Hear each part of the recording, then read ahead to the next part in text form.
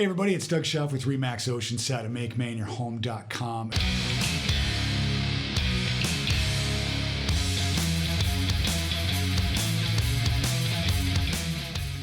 In this week's episode of the Make Maine Your Home podcast, I'm going over to see Casey Hamlin. He's kind of a regular on this show, but I wanted to talk to him about a few things. I want to talk to him about interest rates, where they are now, where they're heading, things like that. I'd love to talk to him about, because I know interest rates are coming down a little bit, or they have come down, is it a good time to refinance, and when is a good time to refinance, and how does that process go?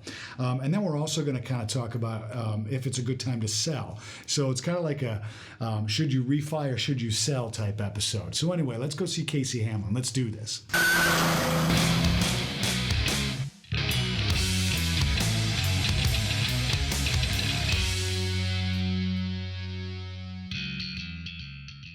All right, everybody, I made it over to see Casey Hamlin with NorthPoint Mortgage. Welcome back, buddy. Thank you. Yeah. Thanks for having me. Thanks for always coming on the show. It's fun. We're just going to kind of chat about a few things. I'd love to talk about interest rates, where they are, where they're heading, or at least where we think they're heading. I know that they've come down a little bit, or, at least they have over the last few months, maybe coming back up a little bit. But anyway, we'll talk about that. Sure. But is it a good time to refinance, and how do you go about doing that? We'll touch on that, and then we'll talk a little bit about the differences between if you should refi or if you should sell. Which one maybe you should go on. Yeah. That sound good? Yeah, sounds great. Good to go? Let's do it. Fired up? All right. Let's chat about interest rates. What's been happening, man? This year has been interesting with real estate, with interest rates. Yeah, it has. There was talk about them going up, and then all of a sudden they came back down. Can you give us a kind of like the quick story of what happened? Why did they come back down? What are you hearing? Well, when you think interest rates, a lot of people think the Fed rate, right? Yeah. They get a lot of information. They see the news about the Fed and the Right. Fed's. The Fed's predicting this, and then the Fed cuts their rates, and it means that interest rates have dropped and so forth. And while there is some truth to that, it's not interest rates for mortgages are not predicated on what the Fed does necessarily. Right. You must get a ton of calls when there's news about the Fed rate. We right? do. Because that's what they say on the news. Interest rates have come down. And that's always like the big thing. Absolutely. And so it's good for the consumer that has a car loan, that has a home equity line, that has a personal loan, that even just any type of short-term loan, even credit cards. Right. It's good for the consumer. They're going to see a reduction in interest rate right away when those interest rates drop. Okay. Okay. Yep. But with mortgages, they operate a little bit differently. Okay. All right. And mortgages are more affected. And first off, so when the Fed says the Fed drops the rate with the mortgage industry, that has already been predicted months ahead of time. Oh, interesting. Right? Because okay. when the Fed meets, they do a press release, and in that press release they talk about what their intentions are with rates. Gotcha. Yeah. And what they forecast will happen. So when they say, hey, we plan to drop interest rates this year, that's already been built in months ahead of time to the mortgage rate that the consumer getting now. Okay, gotcha. All right. So that's one. Two is the economy, and what's happening in the economy has a day-to-day impact on interest rates for mortgages. Right. More than anything else. Mm-hmm. So, for example, lately there was a trade war with China. Mm-hmm. In the last couple of weeks, there was kind of an agreement between U.S. and China. Okay. And what that did, the day the agreement came out, mortgage rates went up about 0.25% that day. I remember that. We had a couple issues there. Yeah. Well, I mean, it's really difficult. Those are tough conversations to have with people because you quote somebody something a couple days before, weeks before, and then they come back to you. They're interested in property, and you have to say, hey, interest rates are up 0.25%. Sure. Or now. Which of course changes their payment and and all that stuff. Yeah. Okay. So so there's everyday movement. I've seen them change up to 5 times in one day. Oh, wow. Okay. So what we tell people is once they're under contract or once they're close to going under contract, to reach out to us. We'll give them an idea what the current market rate is, and then once they go under contract, then they're going to have the option of locking in. Right. Or if we think there may be a possibility they get better, then we'll try to give them some guidance there. Okay. And try to get that lower rate should it happen and lock in then. Right. Okay. Okay. Yeah, makes sense. So, the takeaway is with interest rates is predicting them is difficult. I tell people all the time, it's like trying to predict the stock price of some company. Right. It's funny. I was just about to say, and I'm biting my tongue. Like I was just about to say, like I've heard people talking about, they're going to start going up next year, but we've been saying that for like 4 years. Yeah. So I'm just not doing it anymore. I'm going to wait until you call me and say, hey, the interest rates are up. Yeah. I know you should, because Yeah. it makes sense. I've been kind of pessimistic about the whole thing and thinking that they would.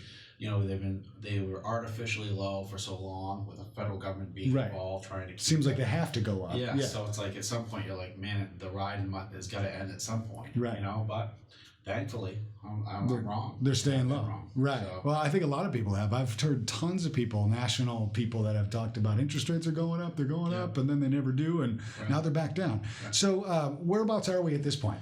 Mid-November. So mid-November rates. What we saw is, like I said, I think the issue with China and all that was a couple weeks ago. We saw an increase in the rate, but up until then, we were at 3-4 year lows for interest rates. Since then, this week they've kind of come back down. So to give somebody an idea, I would say like on a 15-year loan, the rates are in the low 3s. Okay. All right, and then on a 30-year fixed, interest rates are in the high 3s. Okay. But still under 4, which is amazing. Yeah. And in full disclosure, that's based off of certain criteria, certain property types, certain, property types, credit history, all that kind of it's stuff. It's very situational. Right. So if somebody wants an idea of what they can get, of course they should call you and discuss that. Absolutely. Yeah. Okay. So now let's jump right into kind of like, maybe there's people sitting there, they hear the news like, hey, home prices are up and interest rates are down. Right. Should I refi or should I move on? That type of thing. Of course, this would be kind of like that love it or list it type show. I want them to move on, of course. You want them to refi. But now let's talk about refinancing first, because we don't talk about this a lot. Yeah. But whenever interest rates come down, I know that all you lenders are like, holy crap, I'm like swamped. I'm getting tons of calls. Yeah. So is it a good time right now to look at refi, and who should be looking at a refi? It's a good question. So yes, I do feel it is a good time to look at a refinance, and here's why. Is a year ago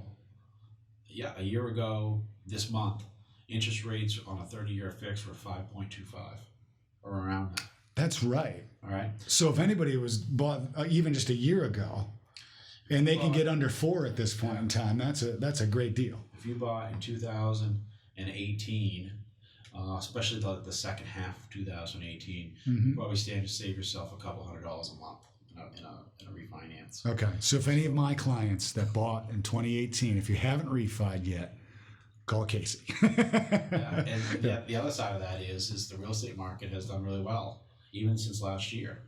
So if for those people that basically if you have to get an appraisal, good chance that you won't have an appraisal issue. Yeah, sure. I got you. Because the market's improved. Right. Generally, and that's really, if you had PMI in your payment and you wanted to get rid of that, that might be a situation. Yeah, so the appraisal might be able to jump you up enough to get rid of that. Okay. Yeah. So you could really decrease your monthly payment considerably. Yeah. Okay. Yeah, we see it quite a bit. Yeah, interesting. So what's the process on refining? Is it, because obviously all I know is like, I got a client who wants to buy a house and I say, okay, here you go. Yeah. But like if I'm sitting there thinking, hey, I want to refi, I know honestly it's as easy as just calling you. You'll walk us through it. Right. But what's the general idea? Do you have to get an appraisal and does it all those same things? Or? So the process is pretty simple. It's, what most people don't understand is that like with closing costs, everything can be rolled into the loan on a refinance, which is different. When you buy, you typically have to pay the closing costs out of pocket, or maybe get the seller to kick in or something like that. Right. Okay. With refinancing, you typically can roll in the closing costs. So what that does is it alleviates you coming up with a lot of money, thousands of dollars, so to speak, where, the out-of-pocket expense you have is an appraisal. Okay. All right. So which runs about what, $600-700? You're talking, yeah. We quote $550. Okay. And I think that we're one of the more competitive costs for that. Okay. But anyway, so yeah, so really, it's there's an appraisal involved. What we do is we take the application, we order an appraisal, put it through the finance process. Some people don't have to have an appraisal based on the risk of their application and where the property is located, if there's a lot of supporting data on the values. So that's always nice to be able to avoid all costs out of pocket. Right. Yeah, that's right. I've been seeing those waived appraisals on even when people are buying a place now. Okay, so that's interesting. So you might be able to get around that. Yeah, you might be able to avoid an appraisal cost. Okay. And so the only way you know is by applying, unfortunately, because it's a measurement of the overall risk of the application. Right. So because it's not just the property; it's the risk of the person as well. Right. Okay. Exactly. Yeah, I think I remember you and I talked about that the other day. Yeah. Okay. So it's pretty easy. It really is. And then how long of a process is it? Is it like, I know I usually tell people are buying 30 to 45 days. That's the typical response. Is that the same with a refi? Or? I would say it might be a little bit more than that, only because as a lender, our philosophy is simple: is like if you're buying a house, we don't want you to miss your close date. Right. Right. That's really important because we don't want to. You've got things planned. You've got movers. You've got all the you've got a big life change ahead of you. So making that close date is super important. Yeah. So if we have a bunch of purchase transactions that we're handling, and we have a bunch of refinance transactions we're handling, we'll always prioritize the purchase transaction, make sure that they're taken care of first. Yeah. And that makes sense. Yeah, as long as it's not doesn't. And anybody refining, they probably understand that. I hope so. For the most part. I hope so. The shoes on the other if you're refining, understand that. I mean, unless they say, hey, there's a specific reason we need to get this done in a certain amount of time. Right. Which happens if that's you'll jump then we'll make sure that we make that work. But generally speaking. Okay. So on a refi, you're probably looking more towards the 45-day, that type of thing. Yeah. Okay. That makes sense. Okay. So I think that answers that. Anything else on refis? Well, that you can think all I would say is this: I think based on the question of does it make sense to refinance versus sell? Mm-hmm. If you're looking to sell anytime soon, so when people call us, I always say, well, what are your plans? Oh yeah. Okay. Because does it make sense from a cost perspective? I mean, if we save somebody a couple $100 a month. So that's $2,400 a year, but it costs them. Let's say it costs them $4,000 to refinance. Right. So they've got to have that loan for 2 years to make that cost back. Right. Makes sense. And if they say to me, hey, we're probably going to sell in a year, there's no reason. Then we would advise against that. Right. That's when you say you should call Doug. That's when I say you should call you. Right. Well, I mean, we'd be doing them a disservice and adding to what they owe. Right. Not to let them, not to have them recoup it. Yeah. So that makes perfect sense. Okay. So there's just a piece to that's important for a consumer to think about. Right. Okay. That sort of stuff. Well, then, kind of transitioning into like the sell side, which I'll talk about a few things here real quick. But then we got kind of the other side of selling is, of course, you need to buy something. So we'll in a minute we'll kind of talk about how that whole transition works. But from a sell side, I just wrote down a couple quick notes here, like is it a good time, and what's happening with values. First off, it is still a great time to sell, at this point. It really is. And I'm sure you've heard it from all the brokers you work with too. It's inventory is very low. Buyer demand is still very high. And I even recommend, if you are considering, even refinancing or just anything, I can help sometimes to come in and give you a value on the property. And that'll help you kind of, decipher what your next move is. You know what I mean? That's usually the first step, call and say, hey, what's my house worth? Yeah. You can go through the appraisal process, but, you could always just call me and get a general idea of it. Yeah. And the other thing that we were talking about before we, started this was I'm also going to be able to give you a what we call a net sheet. We've talked a lot about this, where it's going to break down, if we sold it for X, how much do you owe on your mortgage? what are the commissions, what are your closing costs, and this is exactly what you're going to pull out of it, or close to, all the cash that you're going to get. And that might kind of help you decide, like, hey, is it ready to make a move, or do I just refi and stay here for 10, 20 years, or whatever your plan is. Right. That's kind of the first step. But the first steps in selling, I could talk all day about what I do to market your house and all that stuff, but there's other podcasts you can watch on that. Right. Sure. But overall, I think it is still a great time to sell. And all that. But again, coming back to, it's a good time to sell, but obviously you got to live somewhere. Right. You know what I mean? Yeah. And that's usually the big problem with some people. That's the biggest fear. Right. It's the biggest fear. How do I find a house? Can I afford the move? That kind of thing. Can you find a house? I always say, absolutely. I can find anybody a house. You know what I mean? Just because you're not seeing a lot online, we can find you something. What do you mean by that? I have a few strategies that I can help people find something, that's not on the market. Like if people are like, hey, I want to be in this specific neighborhood, I'll go knock on doors. I'll go send out postcards. You literally will go knock on doors? Literally, yeah. Wow. That's impressive. I have this wonderful client that I bring pictures of them. No, I'm just kidding. But no, I'll go knock on doors. I do phone campaigns, postcards, try to get them in that neighborhood. And the other resource that I have is just being plugged in with other brokers. Hey, what do you got coming? You know what I mean? And a lot of times I can find a house that way. So there's definitely ways to find a house. It's just like you said, that fear of getting that going. Right.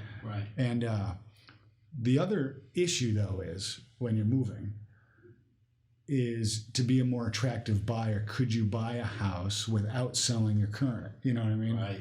Yeah. You and I talk about that a lot, sure. Right? Yeah. So maybe we can touch on that a little bit. Like, there's somebody out there maybe watching this saying, hey, I'd like to move, but, I can't find anything.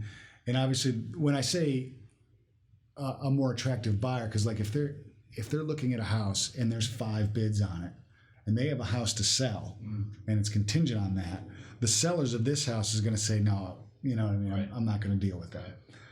So what do you look at when a consumer has a house to sell? Right. Do you have to be able to justify income debt ratio, like all that kind of stuff? How does all that work? Well, so when we sit with them, one of the things that we do is we, from a consultation standpoint, say, well, if you have to sell to buy, we know that that's going to put you at a disadvantage if you're in a multiple offer situation. Now we don't play realtor, so we don't strategize on that stuff other than to say, let's look to see if there's a possibility where you could remove that contingency to have to sell to buy, help strengthen your offer, and then let's figure a way to try to get you back to where you would have been had you sold and then bought, right? Like payment wise. Yeah. And so what we do is we look at 2 things essentially. We talk to them about what's called a recast, which is basically this. So if you were to sell a house, or if you needed to sell the house to buy, but we could qualify you to carry both payments. Right. All right. So you do have to fully qualify to carry both payments. That's the hard part. Because that's a worst case scenario for the lender. Right. Right. And so we got to make sure we can't put you in a situation where you fail that. And not everybody can, but there are people out there that can. Yeah. Well, maybe there's good incomes, low debt. It's just all the money seems to be tied up in the house. And right. That's the way it is, and that's where this really works well for people. So. Right. So basically what we do is we'll do a loan for them to buy the next property, and then we coach them on how to recast the payments. So what that means is they, after they sell their current house, they would put the proceeds or put a principal payment down on what they owe. And it has to be a certain amount of money. There is a little bit of a cost involved, but what we'll do is we will recalculate the payment for them. Okay. As if they had sold and then bought. Right, as if they put all that money down originally. Oh, okay. Correct. That's cool. Yeah, awesome. So they can get to where they want to be. Right. All right. A little bit more. There's a little bit more trickiness to that, but sure. But it really works well for people. So they get the house they want. Right. You know, and that's ultimately what we're trying to help them do. Right. Because that scenario to me is the best. Like whenever I'm talking with someone, I was like, look, talk to Casey. If you can, on paper, if you can buy a house without selling it, doesn't mean you're not going to sell your house. You just got to qualify for it. But a lot of people can't. And usually the conversations I have is it's actually better. The second runners up is sell the house, come up with a temporary solution. Right. You know what I mean? Or get the house under contract. You know, what would a temporary solution be? Well, like when I say sell the house, like literally close on it, get your cash, put all your stuff in storage, and if you got a family member locally, go stay with them. You know what I mean? Maybe rent something, take your time to find your next house. You know what I mean? So correct me if I'm wrong. Would it be a possibility for that seller to rent back from the new owner? Yes, and that has happened. That's I never want to guarantee it because that's like a unique situation. Sure. I have pulled it off, and I've even marketed houses that way. Like you know what I mean. In the internal remarks that just brokers see, I'll be like, hey, this person needs to live here for 30 days after, or to whatever. Right. And a lot of time, or sometimes that can work. Wow. I never want to guarantee it, of course, because you got to find that right buyer. Right. But yes, it can happen. Interesting. But if you can sell it, get your cash, find a temporary, like stay at a relative's, whatever, and then we find you a house, that's a good situation. The other thing is even just getting your house under contract helps. Even though you make it contingent, right? But at least it's under contract. Right. So when you put in your offer, you can say, yeah, it's contingent on me selling my house, but it's already under contract. Right. It's already through inspections. It's that's done. Right. You know what I mean? So that's take a lot of the worry out for the seller. Right. Yeah. Exactly. Like the seller of the new home. The seller of the new home. So it's kind of like your best bet is if you can afford to do it, get qualified without selling your house, right. And then runners up is coming up with those other solutions. You know what I mean? Makes sense. Yeah. So anyway, we got off on a little tangent there. That wasn't even on my notes. That was good stuff, man. Nice. So I think we're good, right? Yeah. Anything else you want to throw out there? No, I think we covered it. Nice. All right, guys, hopefully this was helpful. If you got any questions, comment below. Send me an email, Casey an email. Give us a call, text, carrier pigeon, whatever you want to do. And remember, if you're going to make Maine your home, you don't have to do it alone.